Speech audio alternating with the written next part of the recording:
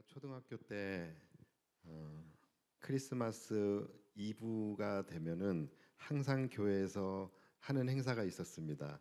그게 뭐냐면 이제 선물 교환식이에요. 어, 적당한 금액을 정해놓고 각자 마음을 담은 선물들을 준비하고 이제 크리스마스 이브 저녁에 함께 다 모여가지고서 교회 앞에다가 선물을 이렇게 쌓아둡니다. 그러면 이제 순서대로 나와서 친구들이 준비한 선물을 하나씩 이렇게 짚는 거죠. 그리고 이제 그 앞에서 또 공개를 이렇게 하는 거예요.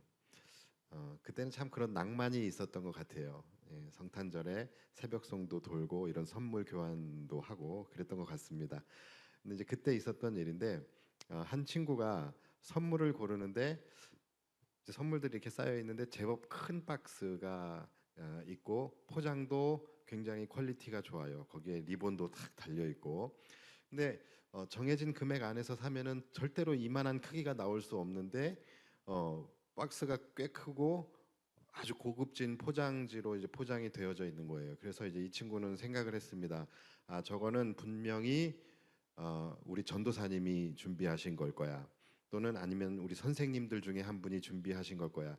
그러니까 저건 아마 좋은 걸 거야. 내가 저거부터 찝어야지. 그래서 그 친구가 이제 그걸 찝었습니다. 그리고 이제 사람들 앞에서 이제 그 선물을 오픈을 하게 되는데 그 상자 안에는 연탄 두 개가 연탄 두 개가 들어 있었어요. 정해진 금액 안에서 아주 정확하게 일치했습니다. 그래서 모두가 함께 웃고 그 친구는 울고 저는 혼나고 그랬습니다. 예, 그랬던 추억이 있어요. 자, 오늘 본문 여러분들이 쭉 읽으시면서 마음속에 이제 예수님이 너무 세신 거 아닌가 하는 그런 두려움이 있으셨을 텐데 예수님의 말씀의 요지는 이겁니다. 겉은 깨끗하고 화려하고 번지르르 하지만 속은 더러운 것들이 가득 차 있는 바리새인과 서기관들을 향하여 예수님께서 화 있을진저 하시면서 비판하시는 내용이에요. 자, 25절을 제가 다시 한번 읽어 드릴게요. 화 있을진저 외식하는 서기관들과 바리새인들이여 잔과 대접의 겉은 깨끗이 하되 그 안에는 탐욕과 방탕으로 가득하게 하는도다. 자, 아까 그 선물과 같은 거예요. 그 선물과 같이 겉은 아주 깨끗하고 화려하고 고급스러운데 속에는 연탄이 들어 있는 거예요. 겉은 깨끗하고 화려한 그릇인데 속에는 썩은 음식, 상한 음식이 있다라고 한다면 여러분 먹을 수 있겠습니까? 바리새인과 서기관들의 모습이 딱 그랬다라는 것이죠. 그들의 겉모습, 외형적인 모습은 굉장히 깨끗하고 화려하고 또 거룩하고 경건하기까지 합니다. 그런데 실제 그들의 안에는 뭐로 가득했냐면 온갖 더러운 탐욕과 방탕으로 가득한 자들이었다라는 거예요. 또 반대의 경우도 있을 수 있겠죠. 여러분 속에는 아무리 깨끗하고 또 정갈한 음식이 들어있다 할지라도 그것을 담고 있는 그릇이 더러우면은 여러분 먹을 수 있겠습니까? 간혹 아주 허름한데 맛집이라는 곳을 가보면 이렇게 허름하기만 해요. 위생적으로도 별로 썩 좋지 않고 또 이렇게 보면은 설거지도 그릇도 설거지가 잘 되지 않아 갖고서 막 얼룩이 져 있고 또 컵에 물을 따랐는데 막 기름이 둥둥 뜨고 그러면은 여러분 먹고 싶겠습니까? 먹고 싶지 않아요. 그러니까 어, 형식과 내용 이 두 가지가 겉과 속, 안과 밖 이 모든 것들이 다 깨끗해야 된다라는 거예요. 다 결을 같이 해야 된다라는 거예요. 그래서 예수님께서는 이 말씀 바로 위에 23절에서 11조에 관한 말씀을 하시면서 이것도 행하고 저것도 버리지 말아야 한다라고 말씀을 하시는 거예요. 그러니까 겉과 속이 또 형식과 마음이 내면이 같아야 된다라는 거예요. 자, 여러분들은 혹시 11조를 하나님 앞에 드리실 때 어떤 마음으로 드리고 계십니까? 우리가 수입의 10분의 1을 구별하여 11조로 드리는데 많은 성도들이 11조를 드릴 때에 어떤 마음으로 드리냐? 아마 굉장히 아까워하는 마음으로 또는 어떤 분들은 의심하는 마음으로 야, 이것이 11조를 드리는 것이 성경적으로 맞냐? 이거 구약의 율법에 나오는 거 아닌가? 이것을 우리가 지금까지 지켜야 하는가? 뭐 이런 여러 가지 그런 의문과 의심을 가지고 드리시는 분들도 있어요. 또는 어떤 분들은 또 의무감에 드리는 분들이 있어요. 아, 내가 그래도 교회의 직분자인데, 내가 중직자인데 그래도 11조는 안 드릴 수는 없으니까 드려야 되겠지 하면서 억지로 의무감으로 드리시는 분들도 분명히 있을 것입니다. 자, 그런데 다 뭡니까? 이게 형식은 있지만 내용이 없는 거예요. 형식은 있지만 마음이 없는 것입니다. 그런데 분명히 예수님은 뭐라고 말씀하셨어요? 이것도 행하고 저것도 버리지 말아야 한다라고 말씀을 하세요. 그래서 여러분, 우리가 성도라고 한다면 이 11조에 대해서 분명한 개념을 가지고 우리가 11조도 드릴 수 있어야 되는 것입니다. 그러기 위해서는 이 11조를 우리가 드리는 이유와 용도, 이유와 용도와 의미, 이 모든 것들을 우리는 다 분리해서 이해를 하실 필요가 있는 거예요. 자, 먼저 여러분들이 11조를 구별하여 하나님 앞에 드릴 때에 여러분 11조의 용도가 뭡니까? 11조가 어디에 쓰여지게 됩니까? 한 가지예요. 하나님의 일을 위해서 쓰이게 되는 것입니다. 첫째로는 여러분들이 지금 몸담고 있는, 여러분들의 영혼을 맡고 있는 이 하나님의 교회가 온전하게 세워지고 유지되어지는데 쓰여지게 돼요. 또 이 지역을 복음화하고 선교하고 구제하고 또 다음 세대를 양성하고 이러한 하나님의 거룩한 사역을 위해서 쓰여지게 됩니다. 그러니까 두 가지로, 첫 번째는 뭐예요? 하나님께서 우리에게 맡겨주시고 하나님이 세워주신 하나님의 교회를 유지시키는 데 사용되어지는 것이고, 두 번째는 하나님이 우리에게 맡겨주신 거룩한 사명들을 감당하는 데 쓰여지는 거예요. 여러분, 이 이상 더 분명하고 확실한 성경적 근거가 있습니까? 더 이상 확실한 성경적 근거가 우리에게 필요합니까? 그런데 이 11조에 대한 성경적 근거를 운운하시는 분들이 계셔요. 그런데 그만하셨으면 좋겠어요. 좀 평상시에 그렇게 성경적 근거를 가지고 살아가셨으면 좋겠어요.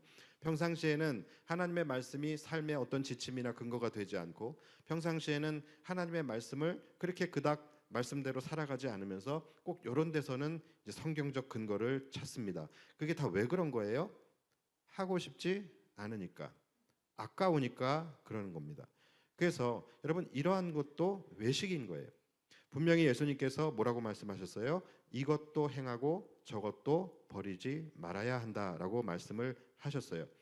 여러분들 아시겠지만 저는 지금까지 제가 새영광교회에서 사역하면서 지금까지 이렇게 설교 시간에 11조에 대해서 말씀을 하고 11조를 주제로 설교를 하고 여기에 대해서 강조하고 강요하고 제가 이런 적이 없습니다. 아실 거예요. 그 이유는 이 11조라는 것이 중요하지 않아서가 아닙니다. 너무나 당연하기 때문에 말씀드리지 않는 거예요. 이 11조에 대해서 제가 굳이 여러분들에게 성경적 근거를 대고 또 영적 의미를 부여하면서 여러분들을 이해시키고 설득시키고 싶은 마음이 저에게는 없었기 때문에 그래요. 하나님의 말씀은 우리에게 주시는 일방적인 선포입니다. 이 하나님의 말씀을 가지고 여러분들에게 우리가 왜 11조를 드려야 하는지를 이해시키고 설득시키고 싶은 마음이 저에게는 없어요. 그래서 제가 여러분들에게 11조에 대해서 말씀을 안 드리는 것인데, 여러분 당연히 내가 하나님의 백성이고 또 교회가 이 땅의 소망이고 또 내가 하나님의 나라를 함께 이루어가는 우리 새영광교회의 당당한 교회의 일원으로서 우리가 하나님 앞에 11조는 마땅히 드려야 하는 것이 맞는 것입니다. 우리가 왜 11조를 드려야 하는가? 저에게 굳이 그 이유를 이야기하라고 한다면 저는 영적인 의미 이런 거 말고 아주 실제적이고 현실적인 이유를 말씀을 드릴게요. 여러분, 교회는 성도들의 11조가 없으면 유지될 수가 없습니다. 하나님이 주신 사명을 감당할 수 없을 뿐더러 또 하나님이 우리에게 맡겨주신 사명뿐만이 아니라 하나님의 교회 자체가 이 땅에서 유지되어지고 존치될 수가 없는 거예요. 여러분, 이 땅의 지상교회는 그렇게 낭만적이지 않습니다. 우리가 드린 11조가 마치 인류의 평화를 위해서 사용되어지고 또 하나님의 교회는 하늘에서 떨어지는 금덩이로 유지되는 것이 아니라는 거예요. 이 땅의 교회는 세워질 때부터 성도들의 피와 눈물로 지어지게 되는 것이고, 이 교회를 사랑하고 또 이 교회에 나의 영혼을 맡긴 성도들의 피땀 어린 헌신과 또 어렵고 힘든 가운데서도 내 소유의 열의 하나를 하나님 앞에서 구별하여 드리는 그 11조의 신앙 고백을 통하여서 하나님의 교회가 세워지고 유지되어질 수 있게 되는 것입니다. 예수님이 교회를 세우시고 예수님이 그 교회를 우리에게 맡기셨다라는 것은요, 하나님의 교회는 하나님의 백성들이 지켜나가야 된다라는 거예요. 여러분, 이것이 우리의 사명이고 이것이 우리가 하나님 앞에 11조를 드려야만 하는 성경적 근거인 것입니다. 자, 그렇다면 지금까지 여러분들에게 말씀드린 것이 11조가 어떻게 쓰여지는지에 대한 용도라고 한다면 11조의 진정한 영적 의미가 무엇이냐? 용도와 의미는 또 다른 것입니다. 자, 11조의 의미. 우리가 우리의 소유의 열의 하나를 구별하여 11조로 드림을 통하여 그 고백 자체가 무엇을 의미하는 겁니까? 열의 열이 하나님의 것임을 우리가 고백하는 거예요. 그래서 나의 모든 소유가 하나님의 것임을 우리가 고백하는 것이 11조의 의미입니다. 다른 말로 하면 뭡니까? 나의 모든 소유가 하나님의 것이기 때문에 하나님이 나의 주인이심을 고백하는 거예요. 그래서 11조의 진정한 영적 의미는 하나님이 나의 주인이십니다. 하나님이 나의 왕이십니다. 하나님이 나의 아버지이십니다를 우리가 고백하는 거예요. 하나님께서 우리에게 하나님의 말씀으로 뭐라고 선포하셨습니까? 내가 너를 창조하였고 내가 너를 지명하여 불렀나니 너는 내 것이라고 말씀을 하셨어요. 하나님이 우리의 주인이시라는 거예요. 그럴 때에 우리는 11조를 하나님 앞에 올려드림을 통하여 하나님 맞습니다. 하나님이 나의 주인이시고 왕이 되시고 아버지가 되십니다라는 것을 고백하는 것이 11조의 의미라는 거예요. 그러니까 하나님이 우리의 아버지가 되심을 고백한다면 거기에 대한 가장 첫 번째 기본적인 반응이 하나님 앞에 11조를 드리는 것입니다. 그렇다면 우리가 하나님 앞에 11조를 드리는 것이 왜 좋은 것이고 왜 복된 것이냐? 말 그대로 하나님이 나의 아버지가 되시기 때문에 그것이 복된 거예요. 우리가 어렸을 때도 우리가 부잣집 그 자녀들을 보면은 부럽잖아요. 그렇죠? 야, 너희 아버지가 부자여서 넌 참 좋겠다. 모든 걸 다 해주시잖아. 또 아버지가 굉장히 높고 힘이 있는 분이면은 또 우리가 부러워하잖아요. 야, 너희 아버지는 참 좋겠다. 모든 것을 다 해결해 주실 수 있잖아. 여러분, 마찬가지인 거예요. 하나님이 나의 주인이 되시고 나의 아버지가 되시면 말 그대로 하나님이 나의 모든 필요를 채워주시고 나의 든든한 백이 되어주시고 나의 삶을 책임져 주시기 때문에 좋은 것입니다. 그래서 여러분, 하나님 앞에 11조를 드리면 분명히 복을 받습니다. 그러나 그 복을 받는 이유는 여러분들이 11조를 드렸기 때문에 복을 받는 것이 아니라 나의 주인이 하나님이시기 때문에 복을 받는 거예요.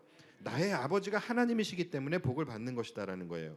그래서 여러분, 이 11조를 우리가 드릴 때에 11조의 온전한 의미와 용도, 이 모든 것들을 여러분들이 이해하시고 여러분들이 마음으로 믿음으로 드릴 수 있어야 되는 거예요. 형식만 있어서는 안 되는 거예요. 의무감에 의심하면서 억지로 이렇게 드리는 것은 의미가 없는 것입니다. 우리가 그것을 드리면서 하나님이 나의 주인 되심을 고백하고 나의 아버지 되신 하나님께서 내 삶에 이루어 가실 그분의 역사를 우리가 기대함으로 드리는 것이 온전한 11조인 것입니다. 이처럼 하나님께서 원하시는, 우리에게 원하시는 예배도 그렇고 헌신도 그렇고 또 봉사도 그렇고 믿음 생활도 그렇고 이 모든 것들은 겉과 속이 깨끗해야 하고 안과 밖이 같아야 한다라는 거예요. 여러분, 세상의 대리운전도 앞뒤가 똑같은 번호를 사용하는데 우리 성도들이야말로 정말로 앞뒤가 같아야 하지 않겠습니까? 특히 우리나라 같은 경우에는 참 이 외형적인 부분에 너무 많이 신경을 쓰죠. 겉모습을 치장하고 그런데 엄청난 에너지를 쓰게 됩니다. 그래서 외국에 나가 보면요, 이 한국 사람들, 특히 관광지 같은 데서 한국 사람들 구별하는 게 제일 쉽대요. 어떻게 구별합니까? 예쁘고 옷 잘 입고 멋있으면 그럼 한국 사람이래요. 그만큼 우리나라는 이 보여지는 외형적인 부분에 신경을 많이 쓰는 나라인 것 같아요.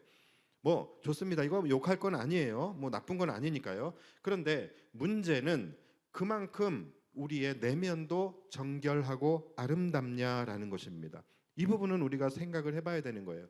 여러분, 하루에 여러분들의 겉모습을 보기 위해서 거울을 몇 번 정도 봅니까?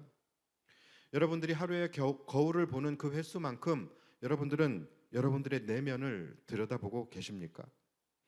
여러분들 하루에 손을 몇 번이나 씻으십니까? 보통 적어도 한 5번에서 10번은 씻습니다. 그러면 내가 하루에 손 씻는 횟수의 절반만이라도 우리의 내면을 들여다보면서 내면을 정결케 하고 내면을 씻는 그런 습관이 여러분들에게는 있으십니까? 우리가 한번 생각해 봐야 된다는 거예요. 예수님은 이렇게 안과 밖, 또 속과 겉이 다른 자들을 향하여 뭐라고 말씀을 하시냐면 마치 회칠한 무덤 같다라고 비판을 하십니다. 그게 오늘 본문의 27절이에요. 제가 읽어드릴게요. 화 있을진저 외식하는 서기관들과 바리새인들이여 회칠한 무덤 같으니 겉으로는 아름답게 보이나 그 안에는 죽은 사람의 뼈와 모든 더러운 것이 가득하도다. 자, 그 당시 이 유대 지방에는 이 절기라는 것이죠. 이 유대인의 명절 절기가 되면은 각지에 흩어져서 살고 있는 수많은 유대인 디아스포라들이 절기를 지키기 위해서 예루살렘 성전으로 이제 오게 됩니다. 그러니까 수많은 유대인들이 이제 예루살렘 성전으로 모이게 되는 거예요. 자, 그런데 예루살렘 성전으로 들어가는 그 이제 이 길목에 무덤들이 막 즐비한 거예요. 그런데 율법에는 이 무덤에 대해서 무덤을 밟거나 무덤과 접촉하는 자는 어떻게 돼요? 부정한 자로 간주가 되는 거예요. 그래서 7일 동안 격리를 당하게 됩니다. 그러니까 예를 들어서 내가 먼 곳에서부터 이제 절기를 지키기 위해서 예루살렘 성전을 향하여 가고 있는데 성전에 가는 길목에서 부지중에 무덤과 접촉을 하게 돼서 부정해져 버리게 되면은 성전에 들어가지도 못하고 절기를 지킬 수도 없게 되는 그러한 일들이 이제 일어나게 됐던 거예요. 그래서 그러면 안 되겠다 해서 이 무덤마다 이곳은 무덤입니다를 표식하기 위해서 무덤에 회칠을 하는, 무덤에 하얀 색깔로 아름답게 또는 화려하게 이렇게 회칠을 했다라고 합니다. 그런데 여러분, 겉을 아무리 그렇게 아름답게 또 환하게 하얗게 그렇게 회칠을 한다 할지라도 그거는 뭐예요? 무덤이에요. 그 속에는 온갖 썩고 부패한 시신이 가득했던 것입니다. 자, 저는 예수님께서 말씀하시는 이 회칠한 무덤이라는 이 단어가 정말로 소름 끼치도록 지금 현재 우리가 지금 살아가고 있는 이 시대를 날카롭게 꼬집고 있는 말씀이 아닌가 생각을 해보게 돼요. 여러분, 지금 이 시대야말로 너무나도 거대한 포장지에 쌓여 있는 듯한 그런 느낌을 받게 돼요. 수많은 사람들이 이 SNS라는 이 세계 안에서 자신들의 삶을 완벽하고 행복한 사람으로 포장을 하기에 바빠요. 그러나 그들의 실제 삶이 그러냐? 그들의 실제 삶은 다른 거예요. 그들의 실제 삶은 너무나도 공허하고 허세와 컴플렉스와 자기 망상과 피해 의식에 점철되어져 가는 그러한 삶을 살아가는 사람들이 얼마나 많이 있습니까? 제가 뭐 맘카페에 들어갈 수 있는 자격이 안 되기 때문에 맘카페에 들어가 보지는 못했지만 이 맘카페에 이런 류의 글들이 종종 올라온대요. 남편이 둘째 둥둥이를 낳았다고 샤넬 가방을 사준다고 해서 같이 매장에 갔는데 가방만 사준다던 오빠가 지갑도 사라고 하네. 진짜 못 말려. 제발 말리세요. 여러분, 이 사람 분유값도 없을 확률이 높습니다. 하여간 이 SNS 이 세계 안에서는요, 연봉 1억이 넘는 남편들이 얼마나 많은지 몰라요. 왜 이렇게 많은지 몰라요. 이 SNS 안에서의 대한민국을 보면요, 적어도 GDP 5만 불 이상입니다. 그렇게 우리나라가 잘 살 수가 없어요. 다들 자신의 삶을 이렇게 회치를 해서 포장하는 것이죠. 어떤 여자들은요, 골프장 다니는 삶을 보여주기 위해서 한번 골프장 갈 때 옷을 여러 벌 가지고 간대요. 그래서 라운딩을 할 때마다 중간중간에 옷을 갈아입고 사진을 찍고. 왜 그래요? 여러 번 간 것처럼 보이려고. 시간차를 두고 올리면 여러 날 간 것처럼. 여러분, 이렇게까지 살아야 합니까? 왜 이렇게 살까요? 이렇게 자신의 인생을 그렇게 화려하게 남들이 부러워할 만한 그런 인생을 사는 사람인 것처럼 그렇게 자신의 인생에 회치를 하며 그렇게 살아가는 사람들이 너무나 많아요. 자신의 인생을 사진으로 담아내는 것이 아니라 사진으로 자신의 인생을 만들어내고 속이는 사람들. 식당을 가도 밥을 먹으러 가는 것이 아니라 사진을 찍으러 가고, 휴가를 가도 가족들과 행복한 시간을 보내러 가는 것이 아니라 행복해 보이는 사진을 찍으러 가는, 샵 플렉스, 샵 호캉스, 샵 돈 쓰는 재미, 이런. 그러나 이들의 삶을 들여다보면 실제로는 보이지 않는 곳에서는 빛도 들지 않는 어둠 속에서 외로움과 공허함 속에서 싸우며 괴로워하는 그러한 인생들. 겉은 회칠한 것 같이 화려하나 속은 썩어 있는 무덤과 같은 상태. 그런데 이런 사람들이 이 세상에는 너무나도 많고, 또 문제는 그것을 보며 열광하며 동경하는 사람들 또한 너무나 많다라는 거예요. 그러다 보니 보여주는 사람들도 이러한 가짜 인생, 쇼윈도 인생에서 벗어나지를 못하는 것이고, 또 그것을 보면서 부러워하는 사람들은요, 그걸 보면서 왜 나는 저런 삶을 못 살까? 왜 내 인생은 이것밖에 안 되나 하면서 패배자 마인드로 살아가게 되는 거예요. 여러분, 이 사회가 병든 사회 아닙니까? 그래서 실제적으로 여러분, 우리나라 사람들이요, 월 수입이 700이 넘어도 스스로 가난한 계층이라고 생각을 하며 살아가고 있다 그래요. 또 그 중에서도 12.2%는 자신이 빈곤층이라고 생각을 한대요. 더 심각한 것은 우리나라 전체 인구의 거의 절반가량이나 되는 46%가 자신을 가난한 저소득층이라고 생각하며 살아가고 있다는 거예요. 여러분, 이 정도면 이 사회가 너무나도 심각하게 병들어 있는 것이 아닐까요? 도대체 무엇이 이들의 마음을 이렇게 공허하게 했으며, 도대체 무엇이 이들의 자존감을 이렇게 무너뜨렸으며, 도대체 무엇이 이들의 삶의 자족감과 만족감과 평안함을 빼앗아간 것일까요? 도대체 무엇 때문에 이들이 이렇게 살 수밖에 없게 된 것일까요? 저는 그 이유가 이들이 하나님의 주인 되심을 거부했기 때문이라고 생각을 합니다. 여러분, 아까 말씀드렸듯이 하나님이 나의 아버지가 되시고 하나님이 나의 주인이 되시면 내가 부족함을 느끼지 않게 됩니다. 여호와는 나의 목자시니 내가 부족함이 없으리로다. 하나님이 나의 아버지가 되시면 이미 나는 영적 자존감으로 충만해지게 돼요. 그러면 굳이 세상 사람들의 시선이나 세상 사람들의 인정을 받을 필요가 없어지는 거예요. 세상이 주는 화려함, 그러한 것들이 없어도 내 안에 이미 충만함이 찾아옵니다.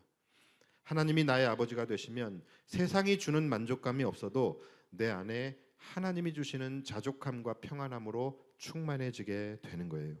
우리가 굳이 사람들의 시선과 인정을 구걸하기 위해서 우리가 보여지는 쇼윈도의 삶을 살아갈 필요가 없어진다라는 거예요. 그래서 여러분, 하나님을 주인으로 모시고 성령 안에서 사는 사람들의 모습을 보면은 절대로 그들은 자랑도 교만도 구걸도 하지 않게 되는 거예요. 왜냐하면 이미 하나님의 사랑으로 충만하기 때문에. 이들은 세상이 주는 것들에 대해서 그렇게 큰 매력을 느끼지 못합니다. 왜냐하면 하나님의 사랑이 너무 크기 때문에. 그래서 오히려 세상의 것들을 바라보며 배설물과 같이 여기고 오히려 분토와 같이 여기게 되는 거예요. 그래서 세상의 것들은 있다고 자랑할 것도 아니고 없다고 부끄러워할 것도 아닌 거예요. 나는 이미 그리스도로 충만하니까. 그들이 자랑할 것은 세상의 화려함이 아니라 오직 그리스도 예수의 피 묻은 십자가 뿐인 것입니다. 여러분, 이것이 정말로 행복한 인생입니다. 우리의 삶이 공허하고 황폐한 이유는 내가 돈이 없어서가 아니에요. 내가 하는 일이 잘 안 풀려서가 아니에요. 누군가 나에게 사기를 쳐서가 아닙니다. 누군가 내 인생을 황폐하게 했기 때문에 내 인생이 황폐해진 것이 아니에요. 내 인생이 공허하고 황폐해진 이유는 바로 내가 나의 인생을 황폐하게 하는 것입니다. 내가 하나님의 주인 되심을 거부했기 때문이고 내가 그분의 아버지 되심을 거부했기 때문이라는 거예요. 이러한 세대를 향하여 예수님의 피 끓는 외침, 그것이 오늘의 본문이고 그 중에서도 37절부터 39절까지의 말씀이에요. 37절 말씀을 읽어드리겠습니다. 예루살렘아 예루살렘아 선지자들을 죽이고 내게 파송된 자들을 돌로 치는 자요, 암탉이 그 새끼를 날개 아래 모음같이 내가 내 자녀를 모으려 한 일이 몇 번이더냐. 그러나 너희가 원하지 아니하였도다.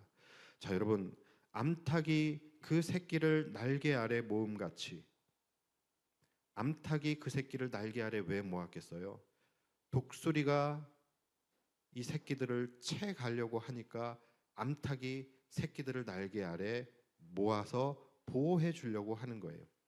여러분, 이것과 같이 하나님께서, 우리의 아버지 되신 하나님께서 그분의 자녀를 그분의 날개 아래로, 그분의 그늘 아래로 모으려고 하셨던 적이 몇 번이었냐라는 거예요. 그러나 너희가 원치 아니하였도다. 바로 우리가 그분의 아버지 되심을 거부했다라는 거예요. 바로 우리가 그분의 날개 아래 거하는 것을 거부했다라는 거예요. 그래서 그 결과가 38절, 보라 너희 집이 황폐하여 버려진 바 되리라. 말씀드렸죠. 우리의 인생이 황폐해지게 되는 이유는 내가 가난해서가 아니라는 거예요. 우리의 인생이 버림받았습니까? 내 인생이 버려진 바 된 이유는 내가 실패해서가 아니라는 거예요. 뭐 때문입니까? 우리가 그분의 아버지 되심을 거부했기 때문이에요. 우리가 그분의 날개 아래 거하는 것을 거부했기 때문이라는 거예요. 우리가 그분의 그늘 아래 거하는 것을 거부했기 때문에. 암탉이 그 새끼를 날개 아래 모음같이 하나님 아버지께서 그분의 자녀들을 그분의 날개 아래에 모으려고 하셨지만 우리가 그분의 날개 아래 거하지 않았고 그분의 그늘을 거부했기 때문이라는 거예요. 그래서 여러분 꼭 기억하십시오. 우리가 하나님의 아버지 되심을 거부하고 하나님의 주인 되심을 우리가 거부하게 될 때, 그래서 하나님의 은혜가 우리를 떠났을 때에 우리의 삶에 나타나는 현상은 첫 번째로 인생의 황폐함이고 두 번째는 영혼의 버린 바 되어짐입니다. 마지막으로 주님께서는 가장 무서운 말씀을 하세요. 자, 그것이 39절입니다. 내가 너희에게 이르노니 이제부터 너희는 찬송하리로다 주의 이름으로 오시는 이여 할 때까지 나를 보지 못하리라 하시니라. 자, 뭡니까? 완벽한 유기입니다. 완벽한 단절이에요. 너희가 나를 보지 못하리라. 그러니까 그때가 되면 우리는 아무리 예배해도, 아무리 하나님을 찾아도, 아무리 기도해도, 아무리 찬송해도 우리는 주님을 만나지 못하고 보지 못하게 된다는 거예요. 여러분 혹시 마음에 두려움이 있으십니까? 사랑하는 여러분, 우리 안에 두려운 마음이 있다라고 한다면 여러분 감사하셔야 됩니다. 아직 우리에게 기회가 있다는 말이에요. 여러분들이 지금 이 자리에 앉아 계신다라는 것, 여러분 이것은 아직 우리에게 기회가 있다라는 것입니다. 지금 주님께서 그분의 날개 아래 우리를 모으고 계실 때에 여러분 지금이라도 그분의 날개 아래 거하시기를 축원합니다. 아직 주님께서 우리를 긍휼히 여기시며 우리를 돌보고 지키시며 보호하실 때 여러분 그분의 그늘 아래 거하시기를 축원합니다. 착각 속에 살면 안 되는 거예요. 나는 마치 지금 잘 살고 있는 것처럼, 나는 마치 꽤나 괜찮은 사람인 것처럼, 나의 신앙이 이 정도면은 충분한 것처럼 그렇게 여러분 살아가고 계시지만 그런 여러분들을 바라보시며 예수님은 어떻게 말씀을 하실까요? 예루살렘이 그랬거든요. 우리는 지금 충만하다. 우리는 지금 하나님의 말씀과 율법을 잘 지키고 있고 우리는 아주 신실하게 지금 신앙생활 잘 하고 있다. 그런데 그런 예루살렘을 바라보시며 그 예루살렘이 멸망할 것을 바라보시며 예루살렘아 예루살렘아 하시며 우셨던 예수님, 그 예수님이 나는 지금 잘 살고 있는 것처럼, 나는 내 신앙에 아무 문제가 없는 것처럼 그렇게 여기며 살아가고 있는 여러분들을 보시며 혹시 예수님이 눈물을 흘리시며 여러분들의 이름을 부르고 계시는 것은 아닌지 우리가 한번 생각해 보아야 합니다. 그리고 실제로 그 이후로 40년 후에 예루살렘은 멸망하게 되고 예루살렘 성전은 돌 위에 돌 하나 남기지 않고 무너져 버리게 됩니다. 뭡니까? 이제 더 이상 그들에게 예배는 허락되지 않게 되는 거예요. 이제 더 이상 그들은 예수님을 찾아도 주님을 볼 수 없게 되는 때가 온 것입니다. 그런데 왜 곧바로가 아니라 40년 후에 무너진 것일까요? 여러분, 주님은 그 40년 동안에 이제라도 그들이 돌아오기를 기다려 주시고 오래 참아주고 계셨던 것입니다. 사랑하는 여러분, 지금 우리의 시점이 지금 어디쯤에 와 있는지 우리는 지금 알지 못해요. 그러나 분명한 것은 그날이 임박했다라는 것이고, 또 하나의 분명한 것은 그래도 아직 우리에게는 기회가 있다라는 것입니다. 지금 주님께서 그분의 날개 아래 우리를 모으고 계실 때에 여러분, 그분의 날개 아래 거하셔서 그분의 지켜주심과 보호하심 속에서 남은 인생 안전하고 평안하게 살아가실 수 있는 저와 여러분들이 되실 수 있게 되기를 예수님의 이름으로 축원합니다.